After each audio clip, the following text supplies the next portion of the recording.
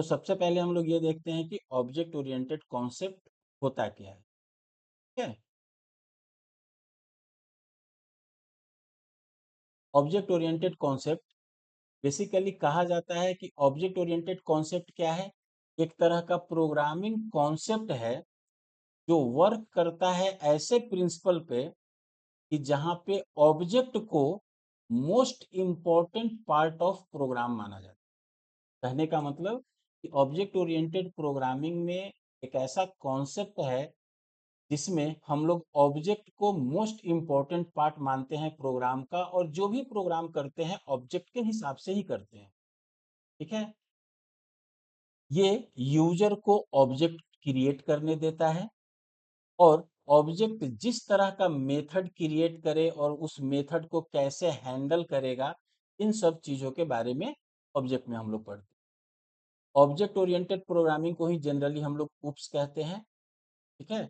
और जितने भी मॉडर्न प्रोग्रामिंग लैंग्वेजेज हैं, जितने भी करंट प्रोग्रामिंग लैंग्वेजेज हैं, जैसे जावा हो गया, सी प्लस प्लस हो गया, या जितने भी एडवांस प्रोग्रामिंग लैंग्वेजेज हैं, उन सब में ऑब्जेक्ट ओरिएंटेड कॉन्सेप्ट ही फॉलो होता है। अब हम लोग देखते हैं आगे ऑब्जेक्ट ओरिएंटेड कॉन्सेप्ट का मतलब क्या हुआ। पहले देखो, सबसे पहले हम लोग जो रियल वर्ल्ड में काम करते हैं, ऑब्जेक्ट को कहा जाता है real world thing. Real world thing का मतलब क्या हुआ, जो हम लोग रियल वर्ल्ड में देखते हैं वह चीज होता है ऑब्जेक्ट। ऑब्जेक्ट क्या है, अगर सिंपली आप सी प्लस प्लस को भूल जाओ, तो अगर आपसे सीधा पूछा जाए व्हाट इज ऑब्जेक्ट, ऑब्जेक्ट क्या है, तो हर चीज ऑब्जेक्ट है। जो भी चीज आप देखते हो वो सब ऑब्जेक्ट है। नहीं, पंखा, बल्ब, घर, क्लास, टीचर, स्टूडेंट, सब एक ऑब्जेक्ट। इसीलिए तो रियल वर्ल्ड जो है, हमारा एक्चुअल वर्ल्ड है, वो पूरा ऑब्जेक्ट के हिसाब से काम करता है। और जो ऑब्जेक्ट ओरिएंटेड कॉन्सेप्ट है, वह भी एक्चुअली ऑब्जेक्ट के हिसाब से काम करता है। इसलिए सी प्लस प्लस में मैक्सिमम एग्जाम्पल आपको ऐसा मिलेगा जिसको रियल लाइफ में भी आप देख सकते हैं कि वह एक्चुअली में कैसे होता है, और प्रोग्रामिंग में कैसे होता है। ठीक है। अब थोड़ा सा हम लोग इसको आगे बढ़ाते हैं कि अब ऑब्जेक्ट ओरिएंटेड कॉन्सेप्ट पे कैसे काम। वैसे तो ऑब्जेक्ट ओरिएंटेड के बहुत सारे फीचर्स हैं, वो फीचर्स वन बाय वन आगे डिस्कस करेंगे। फिलहाल ऑब्जेक्ट भी लगभग समझ में आ गया कि ऑब्जेक्ट क्या होता है। किसी भी चीज को आप जो देखते हो, वो सब एक तरह से ऑब्जेक्ट है। जितना भी चीज आपको दिख रहा है वो सब ऑब्जेक्ट है। नाउ, अब एक्चुअली में होता क्या है, पहले आप प्रॉब्लम समझो कि क्यों हम लोग ऑब्जेक्ट ओरिएंटेड कॉन्सेप्ट शुरू किए, और प्रोसीजर ओरिएंटेड में क्या होता था। अभी थोड़ा सा अगर आपको ध्यान में होगा कि आप फंक्शन वगैरह कैसे बनाते थे सी में, तो एक इमेजिन करो कि हम लोग सॉफ्टवेयर बना रहे हैं सी में, किस चीज़ का, कॉलेज का ही। और उस सॉफ्टवेयर में हम लोग डेटा कैसे बनाते, फंक्शन कैसे बनाते, इन चीज़ों को थोड़ा देखते हैं। जैसे, तो क्या होता कि हम लोग लिखते वॉइड मेन, मतलब मेन के अंदर ही प्रोग्राम लिखते ना। मेन के अंदर हम लोग सारा काम करते, और इस काम को करने के लिए अलग अलग फंक्शन बनाते। अब जैसे हमारे पास स्टूडेंट भी होता, टीचर भी होता, नॉर्मल एम्प्लॉय भी होता, क्लासेस होते, लाइब्रेरी होता, अलग अलग बहुत सारा ऑब्जेक्ट होता जिनको यूज करना था।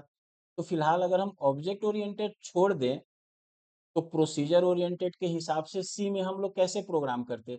जितने भी डेटा थे, जैसे स्टूडेंट का नाम, मान लो स्टूडेंट का नेम, टीचर का नाम, उसका एड्रेस, मोबाइल नंबर, जितना भी चीज होता है, वो सारा चीज हम लिखते ऊपर में, सारा वेरिएबल बनाते। उसके बाद स्टूडेंट का एंट्री, स्टूडेंट को इंटर करने के लिए अलग से फंक्शन बनाते एक, इसमें स्टूडेंट का नाम, स्टूडेंट का एड्रेस, इन सब का एंट्री करते।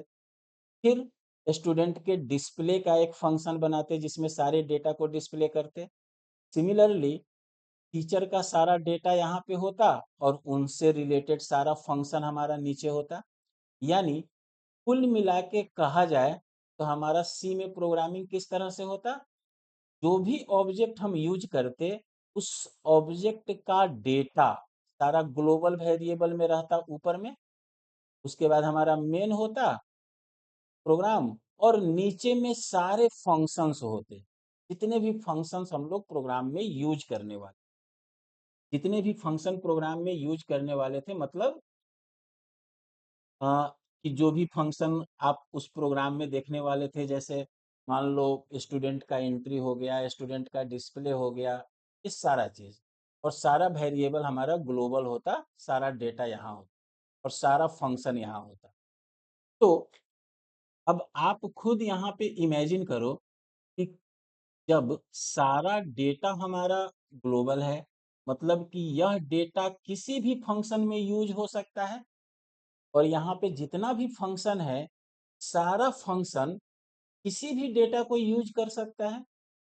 तो सबसे पहला प्रॉब्लम तो यही आया कि मान लो यहाँ वह फंक्शन जो स्टूडेंट से रिलेटेड है, स्टूडेंट से रिलेटेड जो फंक्शन है, वह स्टूडेंट से रिलेटेड डेटा को तो एक्सेस करेगा ही करेगा, साथ में अगर वो चाहे तो टीचर के डेटा को भी एक्सेस कर सकता है।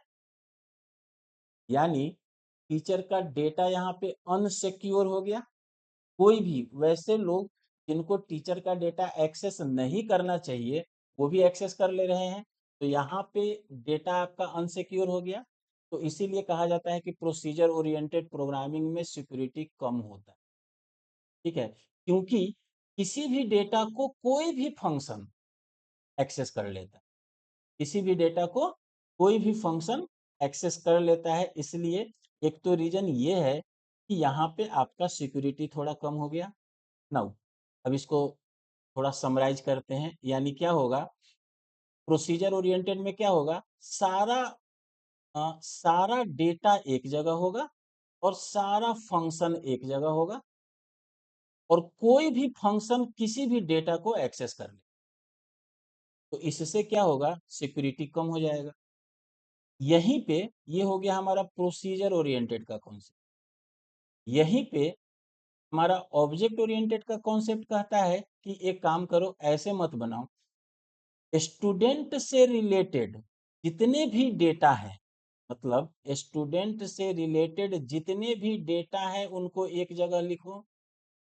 उसके बाद स्टूडेंट से रिलेटेड जितने भी फंक्शन हैं उनको एक जगह लिखो, और सबको एक बॉक्स में पैक कर दो, इसका नाम दे दो स्टूडेंट। फिर टीचर से रिलेटेड जितने भी डेटा हैं वो एक जगह लिखो, टीचर से रिलेटेड जितने भी फंक्शन हैं वो एक जगह लिखो, और इन सब का नाम दे दो टीचर। अब आप खुद देखो, इस केस में क्या टीचर का फंक्शन स्टूडेंट के डेटा को एक्सेस कर सकता है? चाहे स्टूडेंट का फंक्शन टीचर के डेटा को एक्सेस कर सकता है?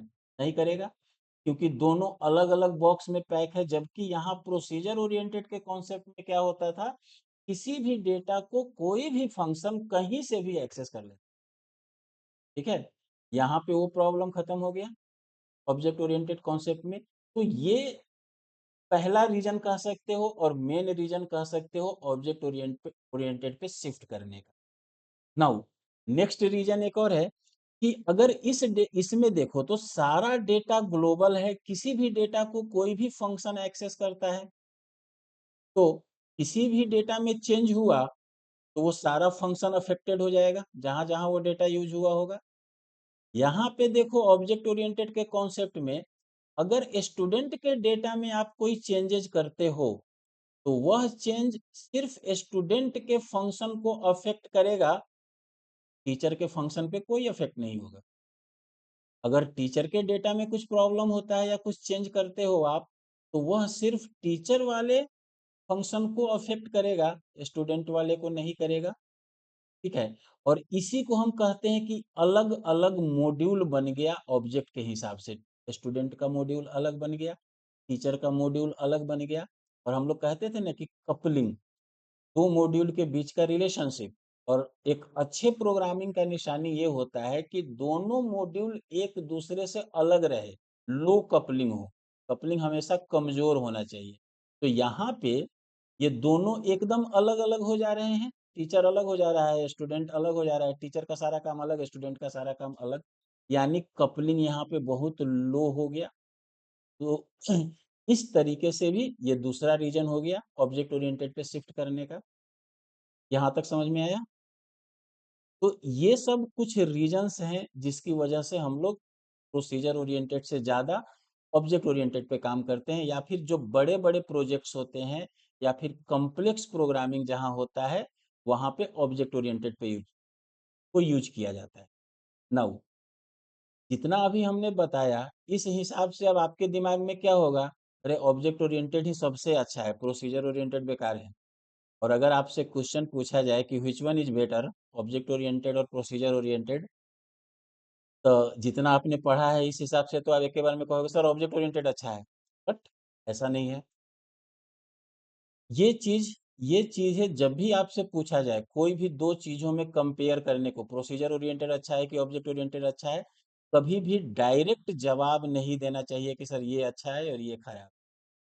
हमेशा डिपेंडिंग ऑन सिचुएशन। जैसे अभी हमने आपको क्या बोला कि अगर हमारा प्रोजेक्ट बहुत बड़ा है, कॉम्प्लेक्स है, तो ऑब्जेक्ट ओरिएंटेड इज बेटर। लेकिन अगर प्रोजेक्ट हमारा छोटा है, कॉम्प्लेक्सिटी उसमें ज़्यादा नहीं है, तो अननेसेसरी अलग-अलग ऑब्जेक्ट बना के क्यों मेहनत करना है, एक ही साथ ही बना दो। तो उस केस में हमारा प्रोसीजर ओरिएंटेड बेटर हो जाएगा। यही रीज़न है कि जितने भी एडवांस लैंग्वेजेज हैं, जैसे पाइथन वगैरह को लोगे, तो उसमें प्रोसीजर ओरिएंटेड कॉन्सेप्ट भी होता है और ऑब्जेक्ट ओरिएंटेड कॉन्सेप्ट भी होता है। दोनों में से किसी से आप प्रोग्रामिंग, जो आपको बेहतर लगे, जो आपको अपने सॉफ्टवेयर के लिए सूटेबल हो, वह तरीका उठाओ और उस तरीके से प्रोग्रामिंग करो। ठीक है? तो ये यहाँ तक तो हो गया ओवरऑल ऑब्जेक्ट ओरिएंटेड और प्रोसीजर ओरिएंटेड के बारे में प्रोग्राम में। अब इसी चीज को, जैसे हम आपको क्या बोले हैं शुरू में कि ऑब्जेक्ट ओरिएंटेड कॉन्सेप्ट पे आ रहे हो, तो जितना भी चीज आप पढ़ोगे, हर चीज का आपको रियल लाइफ में एग्जाम्पल दिखेगा। अब इसी चीज को हम ना एक बार रियल लाइफ के एग्जाम्पल से कंपेयर करके आपको समझाते हैं।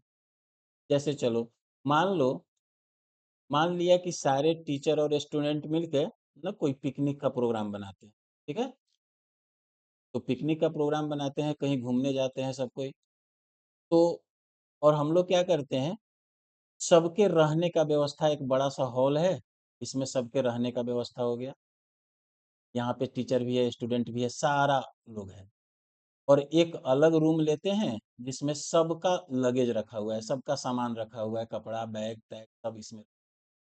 ठीक है? ये सब लगेज का रूम हो गया।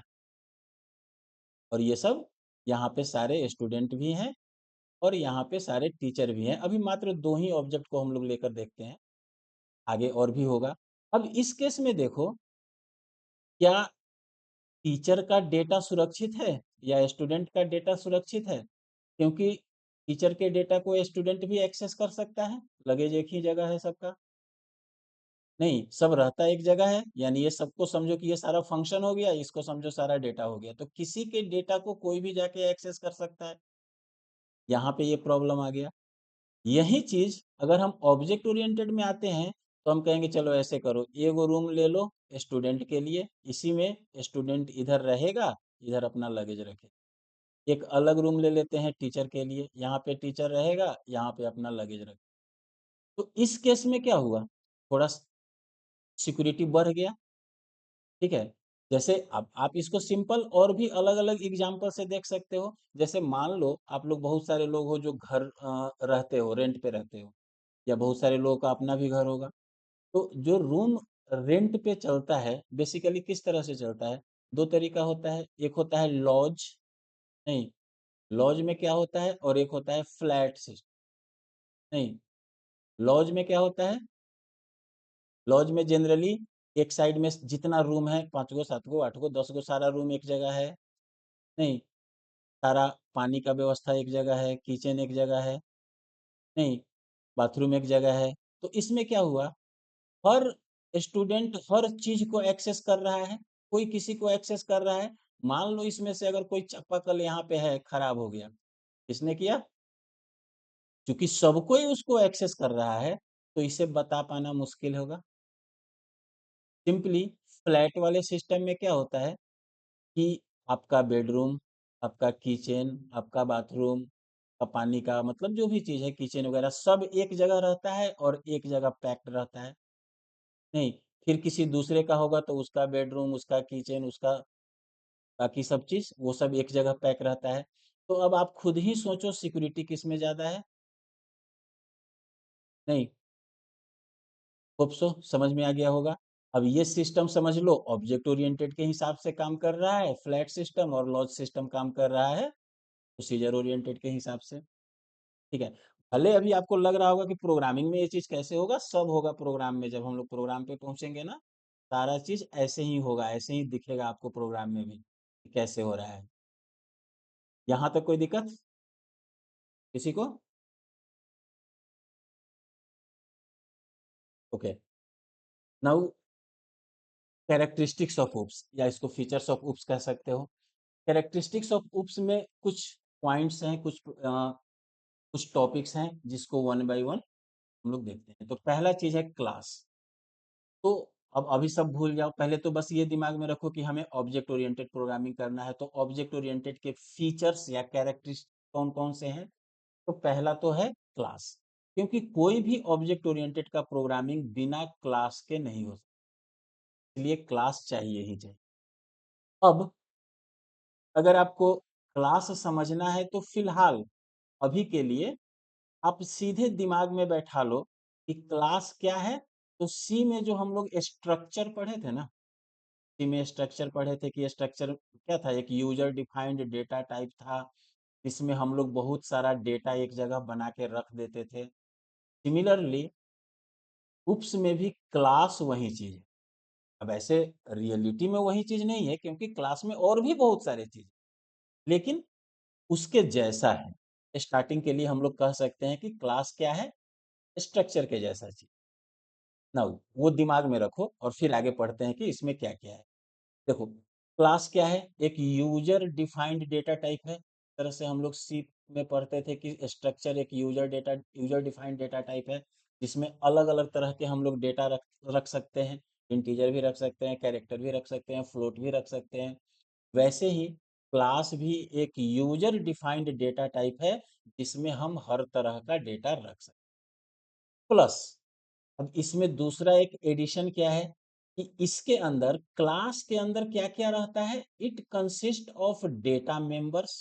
डेटा मेंबर क्या हो गया, वही चीज जो हम लोग स्ट्रक्चर में रखते थे डेटा, इंट ने इंट रोल, कैर नेम, नहीं फ्लोट मार्क्स, तो वो सब है। उसे हम लोग क्लास में एज इट इज रख सकते हैं, उसी को हम लोग बोलते हैं डेटा मेंबर। ठीक है। और प्लस इसमें हम लोग रख सकते हैं मेंबर फंक्शन। यानी अगर रियलिटी में सोचो तो क्लास में क्या होता है, दो चीज होता है, एक डेटा मेंबर और मेंबर फंक्शन में। डाटा मेंबर तो आपको समझ में आ गया, चूंकि स्ट्रक्चर में आपने जो यूज किया था वही डेटा मेंबर होता है क्लास में भी वैसा ही। हालांकि उस पर और भी ज्यादा रिस्ट्रिक्शन वगैरह लगता है, तो वो सब आगे देखेंगे। प्लस में इसमें एक एक्स्ट्रा क्या चीज है, मेंबर फंक्शन।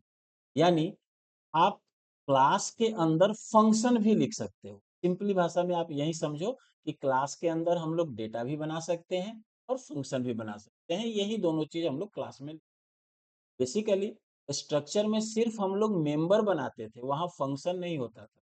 लेकिन क्लास में मेंबर भी होता है और फंक्शन भी होता है। और ये जो फंक्शंस होता है ना, वो उन सारे डेटा मेंबर को एक्सेस करता है या उन सारे डेटा मेंबर को यूज करता है। कैसे यूज करता है या कैसे एक्सेस करता है, तो ऑलरेडी आप लोग स्ट्रक्चर में भी देखे हो कि हम लोग कैसे बनाते थे, स्ट्रक्ट स्टूडेंट, और स्टूडेंट के अंदर सारा डेटा मेंबर बना दिया, और बाद में उसका इंस्टांस बनाते थे स्ट्रक्ट स्टूडेंट S1, और फिर लिखते थे S1 dot name, S1 dot roll. तो वह S1 क्या है, S1 is called instance of class. वहां पे हम लोग स्ट्रक्चर का इंस्टांस उसे बोलते थे, यहाँ पे उसे हम लोग क्लास का इंस्टांस बोलेंगे। यानी क्लास के अंदर क्या होगा, क्लास के अंदर होगा डेटा मेंबर और मेंबर फंक्शन। वैसा मेंबर फंक्शन जो उन्हीं डेटा मेंबर को एक्सेस करेगा और उनको यूज करेगा। और इन सब को हम अपने प्रोग्राम में कैसे यूज कर सकते हैं, तो उस क्लास का इंस्टांस बनाकर। ठीक है। उस क्लास का इंस्टांस बनाकर यूज कर सकते हैं, जैसे हम लोग स्ट्रक्चर को यूज करते थे सी में, S dot name S dot roll, वैसे ही यहाँ पे भी हम S dot name S dot roll, या अगर कोई फंक्शन लिखे हैं तो S dot show S dot insert, उन फंक्शन को भी एक्सेस कर सकते हैं वैसे ही। क्लियर? तो अ, अब देखो ये जो भी इसके अंदर डेटा मेंबर और मेंबर फंक्शन है, उसके लिए हम क्या कहते हैं, it represents the set of properties और मेथड्स।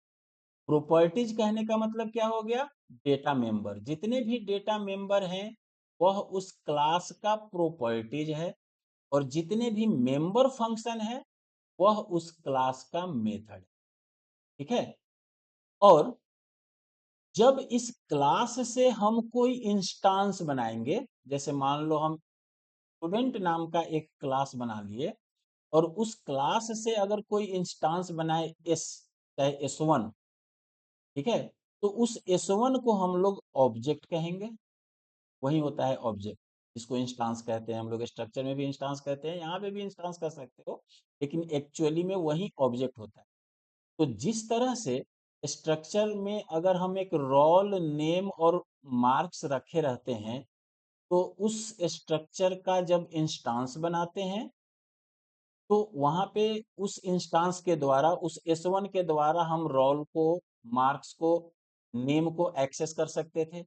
वैसे ही जब हम इस क्लास का इंस्टांस बनाएंगे, यानी क्लास का ऑब्जेक्ट बनाएंगे, तो उस क्लास के अंदर जो भी चीज होगा, यानी जितने भी डेटा मेंबर होंगे उनको एक्सेस कर सकता है, प्लस जितने भी मेंबर फंक्शन होंगे उनको भी एक्सेस किया जा सकता है। ठीक है? और उस क्लास से अब जैसे स्ट्रक्ट स्टूडेंट के बाद अगर हम लोग S1 S2 S3 S4 एक ही स्ट्रक्चर का 10 गो इंस्टांस बना लेते हैं, तो उस 200 इंस्टांस से सारे मेंबर को एक्सेस कर सकते थे। सिमिलरली क्लास में भी अगर एक क्लास का 10 गो इंस्टांस बनाते हैं, तो उस 200 इंस्टांस में डेटा मेंबर भी होगा, मेंबर फंक्शन भी। ठीक है? ये इसको आप उसी तरह से समझो। इसीलिए क्लास को क्या कहा जाता है, class is like a blueprint for an object. Class क्या है, ऑब्जेक्ट का ब्लूप्रिंट है। ब्लूप्रिंट कहने का मतलब क्या है, देखो जब हम स्ट्रक्चर भी बनाते थे तो एक्चुअली में स्ट्रक्चर का यूज नहीं करते हैं। स्ट्रक्चर तो एक यूजर डिफाइंड डेटा टाइप बना दिए, और उससे जो एस बनाए उस एस का यूज करते थे हम लोग, और वो एस क्या होता था, ऑब्जेक्ट। यानी उस S1 या S2 को, यानी उस ऑब्जेक्ट को बनाने के लिए हम लोग स्ट्रक्चर का यूज करते हैं। सिमिलरली यहाँ पे भी क्लास का यूज करते हैं हम लोग ऑब्जेक्ट बनाने के लिए, और काम हम लोग सारा ऑब्जेक्ट पे करते हैं। इसीलिए कहा जाता है कि क्लास क्या है, ऑब्जेक्ट का ब्लूप्रिंट, ऑब्जेक्ट का स्ट्रक्चर बताता है कि इस ऑब्जेक्ट में कौन कौन सा चीज होगा। ठीक है? तो ये नॉर्मली आपका क्लास हुआ। फॉर एग्जाम्पल आप कह सकते हो, जैसे एगो कार, मान लो एगो क्लास हम इमेजिन करते हैं, कार नाम का क्लास है, तो इसका डेटा मेंबर क्या होगा और मेंबर फंक्शन क्या। डेटा मेंबर क्या होगा, कार के अंदर तो बहुत सारे कार हो सकते हैं ना, तो कार नाम का एक क्लास हुआ, उसका डेटा मेंबर क्या होगा, उसका नाम, उसका ब्रांड, का मॉडल, उसका प्राइस, बहुत सारा चीज, ये सारा उसका प्रॉपर्टीज है। जैसे फोर व्हील्स, व्हील्स कितने हैं, स्पीड लिमिट कितना है, माइलेज कितना है, माइलेज रेंज कितना है, ईटीसी, ये सारे क्या होंगे, उस क्लास का डेटा, कार का डेटा। अगर हम लोग स्टूडेंट लिखे रहते, स्टूडेंट नाम का क्लास बनाए रहते, तो क्या रखते, स्टूडेंट का रोल नंबर, उसका नाम, उसका एज, उसका मार्क्स, उसका mobile number, address, father's name, mother's name, qualification, ये सारा क्या था, डेटा मेंबर। नाउ अब इसके अलावा अब उस क्लास में car is a class, and wheels, speed limit, mileage are their properties, ये सब उनके प्रॉपर्टीज हो गए। अब यहाँ पे वैसे तो एग्जांपल में हमने वो फंक्शंस के बारे में ज्यादा डिटेल नहीं बताया, क्योंकि वो आगे देखेंगे। बट फंक्शन उनका क्या हो सकता है, कार कैसे चलता है, नहीं, कार का परफॉर्मेंस कैसा है, तो वो सब हो गया कि वह काम कैसे करता है। जैसे स्टूडेंट के केस में ही ले लो, स्टूडेंट का नेम रोल ये सब डेटा मेंबर हो गया, स्टूडेंट का एंट्री फंक्शन हो गया। स्टूडेंट का एग्जामिनेशन वो फंक्शन हो गया। देखो, जो स्टूडेंट के पास है वह उसका प्रॉपर्टीज है, और जो वो करता है वो फंक्शन है। अब करते क्या हो, स्टडी, स्टडी फंक्शन हो गया। ठीक है, स्टडी करते हो तो जरूरी थोड़े है सब स्टडी एक ही जैसा करता हो, सब अलग अलग तरीके से करता है, तो वो सब आपका फंक्शन हो गया। आपके रहने का स्टाइल, बोलने का स्टाइल, वो सब आपका फंक्शन हो गया। ठीक है, वैसे ही कार में उसका चक्का, उसका स्पीड लिमिट, ये सब उसका प्रॉपर्टीज है, डेटा मेंबर है, लेकिन कार चलता कैसे है, परफॉर्मेंस कैसे देता है, ये सब उसका फंक्शन हो गया। एनीवे, अभी क्लास आप समझे हो। अब इसी से रिलेटेड आप बहुत हद तक ऑब्जेक्ट भी समझ चुके हो, इसलिए आगे ऑब्जेक्ट भी पहले खत्म करो। ऑब्जेक्ट क्या है? अब ऑब्जेक्ट वैसे तो कहा जाएगा तो किसी भी ऑब्जेक्ट ओरिएंटेड प्रोग्रामिंग में जो रियल लाइफ इंटिटीज को रिप्रेजेंट करता है, रियल लाइफ इंटिटी मतलब रियल लाइफ में जो भी चीज हम देखते हैं वो सब क्या होता है, इंटिटी। सीबीएमएस आप लोग पढ़े होंगे तो इंटिटी का आइडिया होना चाहिए। जो भी रियल लाइफ के इंटिटीज हैं उन सबको हम लोग ऑब्जेक्ट कहते हैं। और ऑब्जेक्ट को क्या कहा जा सकता है, object is an instance of A class. देखो, बेसिकली हम लोग अपने प्रोग्रामिंग में ऐसे लिखते थे ना, इंट ए, हम लोग कहते थे ए वेरिएबल बन गया किस टाइप का, इंट टाइप का। अगर हमने कोई क्लास बनाया स्टूडेंट, और अगर हम लिखते हैं स्टूडेंट एस, इसका मतलब एस वेरिएबल बन गया किस टाइप का, स्टूडेंट टाइप। तो इसीलिए हम लोग कहेंगे कि एस क्या है, क्लास का इंस्टांस। यह ए क्या था, इंट का इंस्टांस कह सकते हैं। इस तरह से तो हम लोग इंस्टांस बोलते हैं, और इसी को हम लोग ऑब्जेक्ट कहते हैं। ये हमारा ऑब्जेक्ट हो गया और ये स्टूडेंट हमारा क्लास हो गया। इसीलिए class user defined data type है, ऑब्जेक्ट नहीं। ऑब्जेक्ट उससे बनाया हुआ एंटिटी है, इसलिए ऑब्जेक्ट को हम लोग इंस्टांस ऑफ क्लास कहते हैं। देखो, जब भी हम कोई क्लास डिफाइन करते हैं, सिमिलरली समझो स्ट्रक्चर के जैसा, जब हम स्ट्रक्चर कोई बनाते हैं उस समय मेमोरी में जगह नहीं लेता है। एक हम स्ट्रक्चर बनाए स्टूडेंट, उसमें लिख दिए रोल नेम, अगर ये सब 20 बाइट का है तो वो 20 बाइट जगह नहीं लेगा मेमोरी में, मेमोरी में कोई जगह नहीं लेगा। लेकिन जैसे ही हम लिखेंगे स्ट्रक्ट स्टूडेंट एस, तो यह एस जगह लेगा 20 बाइट। सिमिलरली यहाँ पे भी जब हम क्लास डिफाइन करेंगे तो मेमोरी में कोई जगह नहीं लेगा, नो मेमोरी इज एलोकेटेड, कोई मेमोरी नहीं बनेगा। लेकिन जैसे ही उसको इंस्टेंशिएट करेंगे, इंस्टेंशिएट करने का मतलब क्या हुआ, जब हम उससे ऑब्जेक्ट क्रिएट करें, जैसे ही ऑब्जेक्ट क्रिएट करेंगे तब वह मेमोरी उसके लिए एलोकेट होगा, के लिए मेमोरी बनेगा और मेमोरी में जगह बनेगा। अब जो ऑब्जेक्ट बना उसके पास क्या क्या होगा, ऑब्जेक्ट का अपना आइडेंटिटी होगा। उसका आइडेंटिटी कौन बताएगा, उसका नाम, इस नाम से ऑब्जेक्ट बनाए हुआ, जैसे एस, एस उसकी आइडेंटिटी हो गई। या S1 S2 S3 जो हम लोग बनाते हैं वो सब अलग अलग उसकी आइडेंटिटी हो गई, उस ऑब्जेक्ट का नाम हो गया। और क्या होगा, स्टेट होगा और बिहेवियर होगा। मेन यही दोनों है, स्टेट और बिहेवियर। स्टेट क्या हो गया, स्टेट का मतलब हो गया इनके प्रॉपर्टीज, और बिहेवियर का मतलब हो गया इनके फंक्शंस। ठीक है, यानी स्टेट का मतलब हो गया डेटा मेंबर। जैसे अगर कोई स्टूडेंट का ऑब्जेक्ट बनता एस, तो उसका आइडेंटिटी हो गया एस। स्टेट क्या हो गया, S dot name, S dot roll, S dot address, ये सब जितना रोल नेम एड्रेस है ये सब हो गया स्टेट। बिहेवियर क्या हो गया, उस एस के जितने भी फंक्शंस हम लोग बनाते, स्टूडेंट क्रिएट करने का, डाटा इंसर्ट करने का, डिस्प्ले करने का, या इससे रिलेटेड जितने भी फंक्शंस बनाते, एग्जामिनेशन का फंक्शन, स्टडी का फंक्शन, वो सब उसका बिहेवियर हो जाता है। यानी एक ऑब्जेक्ट के अंदर दो चीज होता है, स्टेट और बिहेवियर। आइडेंटिटी तो उसका नाम होगा। ठीक है, देखो, ईच ऑब्जेक्ट कॉन्टेंस डेटा, हर ऑब्जेक्ट के अंदर डेटा होगा, वही नेम रोल क्या क्या है वो सब हर ऑब्जेक्ट के अंदर वो डेटा होगा। और कुछ कोड होगा जो उस डेटा को मैनिपुलेट करेगा।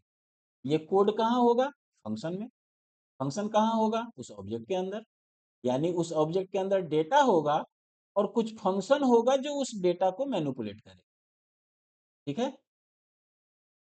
ऑब्जेक्ट इंटरैक्ट करेगा without having to know details of each other data और कोड। देखो, जितने भी ऑब्जेक्ट्स हैं वो एक दूसरे से इंटरैक्ट भी कर सकते हैं बिना ये जाने कि किसके पास कौन सा डेटा है और किसके पास कौन सा कोड है। कोई भी ऑब्जेक्ट किसी दूसरे ऑब्जेक्ट से वो इंटरेक्ट करता है तो उससे उसको ये मतलब नहीं है कि किसके पास कौन सा डेटा है, कौन सा कोड है। इसीलिए ना सिक्योरिटी बढ़ जाता है। आगे देखेंगे, इस सब को डिटेल में पढ़ेंगे आगे कैसे होता है। अभी आपको मेन समझो, क्लास क्या है, ऑब्जेक्ट क्या है। It is sufficient to know the type of message accepted and type of response returned by the object. मतलब यही आपके लिए सफिशिएंट है, यही जानकारी कि आप मैसेज को रिसीव करो और उसके हिसाब से रिस्पॉन्स करो। चलो, अब इस चीज को, ये जो हम लोग अभी ऑब्जेक्ट के बारे में देखें, इसको हम लोग रियल वर्ल्ड में देखते हैं। हमको, मान लो हम आपको पढ़ा रहे हैं सिंपली, तो हम आपको कुछ इंफॉर्मेशन बताएं, उस इंफॉर्मेशन पे आपका रिएक्ट होगा, आपका रिस्पॉन्स होगा। ठीक है, समझ में आया, नहीं समझ में आया, दिस दैट जो भी हो, तो उस पे आपका रिस्पॉन्स होगा। बट हम लोग, ना आपको ये पता है कि हम कहाँ बैठे हैं, कैसे बैठे हैं, क्या कर रहे हैं, उससे आपको भी मतलब नहीं है। आप कहाँ बैठे हो, किस जगह हो, क्या कर रहे हो, कौन सा मोबाइल यूज कर रहे हो, खा रहे हो कि बैठे हो कि सो रहे हो, इससे हमको कोई मतलब नहीं है। बात समझ में आया? मेरा सिर्फ इसी से मतलब है कि मैं जो मैसेज दूं वो आप तक पहुंचे और आपका रिस्पॉन्स मुझे मिले। बाकी आप क्या करते हो, नहीं करते हो, उससे मुझे कोई मतलब नहीं है, और मैं क्या करता हूँ, नहीं करता हूँ, इससे आपको कोई मतलब नहीं है। ठीक है? यही मेन कॉन्सेप्ट है ऑब्जेक्ट। यानी एक ऑब्जेक्ट दूसरे ऑब्जेक्ट से सिर्फ कम्युनिकेट कर सकता है, ये बिना जाने कि उसका डिटेल क्या है। इसी से ना सिक्योरिटी बढ़ गया। तो ये मेन चीज है यहाँ पे ऑब्जेक्ट के लिए। क्लियर? अब एग्जाम्पल के नाम पे आप ले सकते हो डॉग। कोई भी डॉग क्या है, रियल लाइफ ऑब्जेक्ट है, जिसके पास कुछ कैरेक्टरिस्टिक्स होता है, जैसे कलर, ब्रीड, बार्क, स्लीप, ये सब कुछ कैरेक्टरिस्टिक्स हो गए। कुछ बिहेवियर होते हैं, जैसे देखो, अब आइडेंटिटी की अगर हम बात करें, एक ऑब्जेक्ट हो गया मान लो डॉग। तो डॉग की अगर हम तीन चीज देखें तो डॉग का आइडेंटिटी क्या होगा? आइडेंटिटी होगा उसका नेम, उसका जो भी नाम है डॉग का, टी1 C1 जो भी नाम रखे वो हो गया डॉग। उसके बाद अगर आप उसकी एट्रीब्यूट्स देखो या स्टेट देखो या डेटा मेंबर देखो, वो क्या हो गया? वह डॉग किस ब्रीड का है, उसका एज कितना है, उसका कलर कितना है, ये सब चीजें आ गए डेटा में। उसके बाद उनका बिहेवियर, बिहेवियर में क्या आएगा? वो भौंकता कैसे है, बार्क, वो स्लीप, सोता कैसे है, वो खाता कैसे है, ये सब उनका बिहेवियर हो गया। तो किसी भी ऑब्जेक्ट में आइडेंटिटी तो एक ही होगा, उनका नाम। स्टेट बहुत सारा हो सकता है, ब्रीड, एज, कलर, साइज, नहीं, ये सब उसका एट्रीब्यूट्स हो गया या स्टेट हो गया जो कि डेटा है। और बिहेवियर क्या हो गया? कैसे भौंकता है, कैसे सोता है, कैसे, ये सब सारे फंक्शंस हो गए।